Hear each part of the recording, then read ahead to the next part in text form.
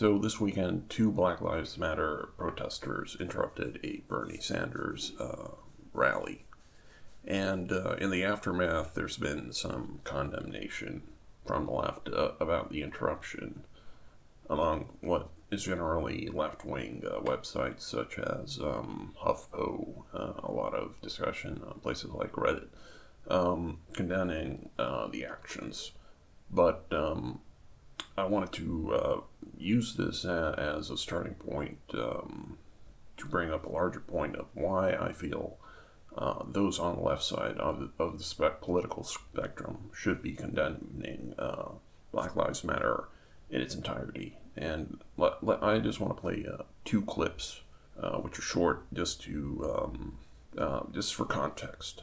I'm going to get to that in a minute, but the first point to be made is that when we look at childhood poverty in America, which is 21.8%, we should examine what's going on in other countries. Is it possible to go forward and significantly reduce or eliminate childhood poverty? And the answer is yes. All we have to do is look around the world. In Denmark, child poverty is 3.7%. In Finland, 3.9%. In Norway, 5.1%. In Iceland, 7.1%. Austria, 8.2%. Sweden, 8.2%. Germany, 9.1%. In South Korea, 9.4%. United Kingdom, 9.8%. France, 11%. New Zealand, 13%. Poland, 13.6%. Canada, 14%. But in the United States of America, the childhood poverty rate is 21.8%. Mr. President, as I mentioned a moment ago, this is clearly a moral issue. A powerful nation, a nation which in recent years has seen a huge increases in the number of millionaires and billionaires that we have, should not be a society in which almost 1 out of 4 of our kids get their nutrition from food stamps. We should not be a society where a significant number of young people are dropping out of high school, standing out on street corners, and destroying their lives. We have an hour here with two guests who are rejoining us here. We're going to talk with Christopher Hitchens of Vanity Fair. Good morning. Morning. Welcome back. Thank you. And we're going to talk with David Frum, an author and a member of the Manhattan Institute. Good morning to you. Thank you. What are you reading today? Well, the first story that caught my eye was the story that was in both the Washington Post and the Washington Times.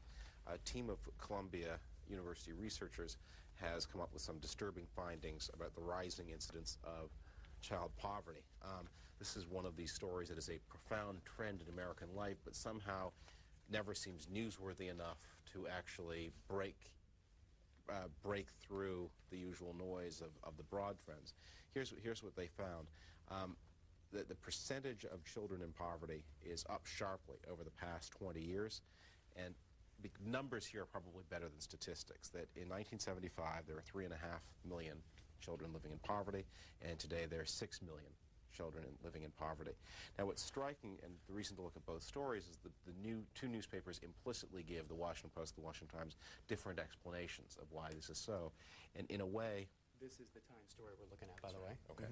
And in a way, it sort of sums up a lot of the ideological debate in America about what is going wrong with the country. The Washington Post story follows the Columbia researchers in believing that the main problem is the declining rate of pay, at least that's available to the less skilled. That it's more difficult for less skilled people to find work, so they are poor, and therefore their children are poor. The Washington Times story emphasizes that it's family status that has everything to do with it. That of the children who are poor, only 8% of poor children live with a married mother and father. 92% live either with parents who are living together common law, which is usually a very short-term arrangement, or in single-parent households.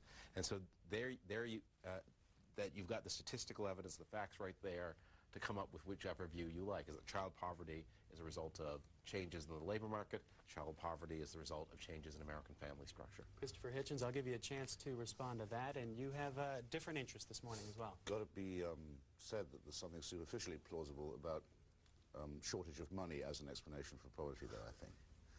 I mean, I've always felt, I mean, and given all the, I won't give it its right name, all the nonsense talked about family values, or the incessant stress placed on them, it is still a pretty amazing reproach that the number of children living in absolute poverty should be going up in the way that it has done. In Sweden a few years ago, the country I think probably most disliked by the American right, maybe even more than Cuba, I sometimes think, it was found that you could take a child out of a class in any school at random and run the ruler over it, its teeth, its skin, its calcium, rate of growth, and all that kind of thing. And having run the ruler over it, you could make no guess at all about the social class or occupation of its parents. That's what I would call a social democratic achievement. Imagine how far one is in America from being able to do that. You can tell more or less at a glance what the social class or origins of a lot of people are. Just a thought. I must say I don't think it's necessarily an antithesis what you put forward at the opening, because poverty is very often a cause of family breakup, as is joblessness among males. And I think that it may be a distinction without a difference to suggest that one is a cultural and one is a social cause of misery among our children. Actually, but family breakup seems to be bigger. That there were 7.5 million children altogether born out of wedlock in the United States last year. Many of them to non-poor people. I agree with Christopher Hitchens. This is maybe one of the top 2 or 3 things that Americans should be worrying about. I mean, that a quarter of the country's children are growing up poor, and as Christopher Hitchens says, that means that they're never going to be as tall. That means they're never going to be as clever because they're not fed properly when they're young. I mean, it has huge implications for the society. And they're not going to be very good parents either. And they're not going to be very good parents. The poor are different from us, as Scott Fitzgerald famously said. They have less money. I don't think you can, in fact, put a figure on it, because the definition must, I think, mean that if you're poor, it means you are not sure when your next meal is going to be, and you're not certain that you know where you're going to sleep, or you're not secure in your habitation. I think that's to be absolutely poor. Is to not have any confidence in the availability of the bare necessities. Of course it is true, as the lady says, for herself and by implication for others, that many people have triumphed over upbringings of that kind, and we know their stories. We partly know them, of course, because they're the survivors. There are people who didn't make it.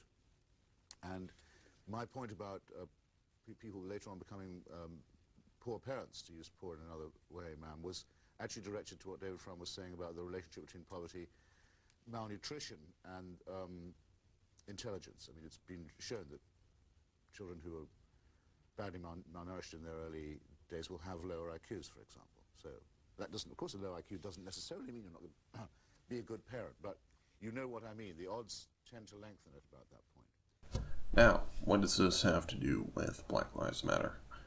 Well, it's very simple. That last C-SPAN clip is from 1996. And guess who was born in 1996? None other than Michael Brown. Now, unfortunately, like many other African Americans in this country, Michael Brown was born into poverty.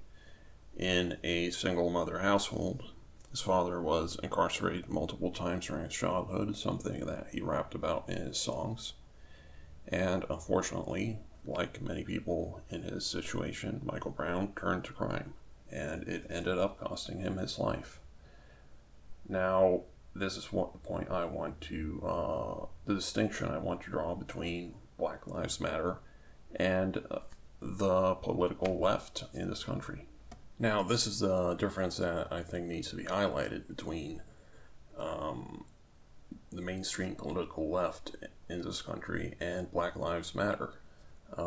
For left-wing politicians such as Bernie Sanders, the problem here is all these things on the left. Childhood poverty, failed schools, criminal justice system that's failed and criminalizes nonviolent drug offenses, for example. Now, Black Lives Matter wants you to ignore everything on the left. Ignore all the problems that led to somebody deciding to rob a convenience store and attack a police officer. Ignore all that and just focus on the fact that the guy got shot. Now, this is why the events of Saturday were so disgusting. It's because Black Lives Matter protesters interrupted somebody that is actively trying to reduce the mortality rate of African Americans in this country by addressing the root causes of the high mortality rate among African Americans, such as childhood poverty. Now, there's something very Orwellian about the Black Lives Matter name and how they use it. See, if you say that you oppose Black Lives Matter, then immediately they come back and tell you, oh, well, you must not think Black Lives Matter, which is not the case. There's really two things here. The movement has the stated goal of reducing black mortality rates at the hands of law enforcement. Now, the way that they're trying to do that is by inciting riots and just inciting unrest across cities. Now, the effect that has had was highlighted this Sunday when Tyrone Harris was shot in Ferguson, Missouri, which highlights probably the most fundamental paradox of Black Lives Matter, and is that the methods and activities of Black Lives Matter are actually getting black people killed in record numbers. Now, if you need a recent example of this, just look at Christian Taylor. Before the video of the car dealership came out, Black Lives Matter activists were on Twitter and social media crafting a narrative about this great football player, a very Christian, very religious, very loving, generous human being. Yet when you look at the actual video, you can see him smashing out cars, driving his car into a window of a dealership, trying to break into cars, probably on some kind of drugs. Now, this is clearly done intentionally to try and manipulate people emotionally so that they react by going out, rioting, destroying things, attacking police, and possibly even getting shot in the process. Now, the best example of what type of effect this can have is in Baltimore, where after Black Lives Matter protested the death of Freddie Gray, the city saw record numbers of murders higher than in 43 years. And that really is the ultimate irony of the Black Lives Matter movement. It is that their attempt at proving that Black Lives Matter is getting record numbers of black people killed.